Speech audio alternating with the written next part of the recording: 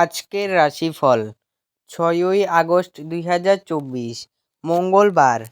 মেষ রাশি, আপনার স্বাস্থ্য সম্বন্ধে বিশেষ যত্নবান হন, বিশেষ করে উচ্চ রক্তচাপের রোগীরা। অর্থ সম্পর্কিত যে কোনো সমস্যা আজই সমাধান হতে পারে। আপনার ভাগ্যবান সংখ্যা 4। বৃষ রাশি, নিজেকে কিছু খেলাধুলোয় নিয়োজিত করুন, যেহেতু এটি হলো চিরস্থায়ী যৌবনের কথা।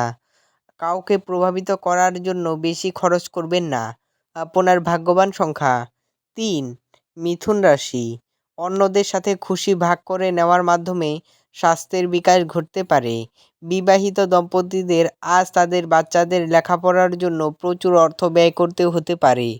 আপনার ভাগ্যবান সংখ্যা 1। কর্কট রাশি, আপনার ব্যক্তিগত সমস্যা মানসিক সুখ নষ্ট করতে পারে, কিন্তু এই চাপ সামলাতে আকর্ষণীয় কিছু পড়ার মাধ্যমে মানসিক ব্যায়ামে নিজেকে জড়িয়ে রাখুন। আপনার ভাগ্যবান সংখ্যা 5। সিংহ রাশি, আপনি খুব আবেগপ্রবণ হবেন, সুতরাং আপনি আঘাত পেতে পারেন এমন পরিস্থিতি থেকে দূরে থাকুন। আপনার ভাগ্যবান সংখ্যা 3। কন্যা রাশি, আজ আপনি শক্তিপূর্ণ হয়ে থাকবেন। আপনি যাই করুন না কেন, সাধারণত আপনি যে সময় নেন তার অর্ধেক সময়ই এটি করতে পারবেন।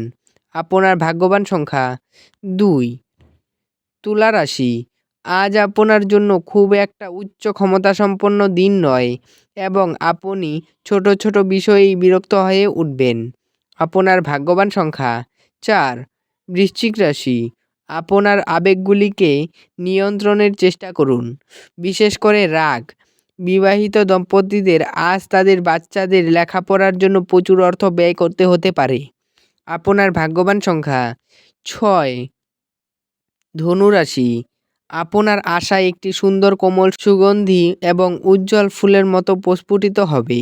আজ আপনি যথেষ্ট পরিমাণে অর্থের অধিকারী হবেন এবং এর সাথে মানসিক শান্তি থাকবে। আপনার ভাগ্যবান সংখ্যা 3।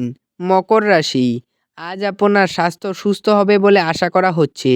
আপনার সুস্বাস্থ্যের কারণে আপনি আজ আপনার বন্ধুদের সাথে খেলার পরিকল্পনা করতে পারেন। আপনার ভাগ্যবান সংখ্যা 3।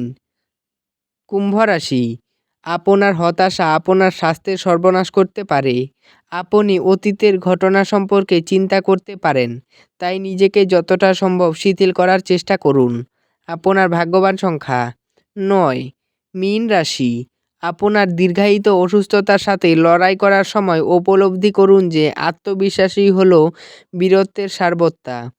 আপনার ভাগ্যবান সংখ্যা 7। ভিডিওটি ভালো লাগলে এবং দৈনিক রাশিফল পেতে চ্যানেলটিকে সাবস্ক্রাইব করে রাখবেন। ধন্যবাদ।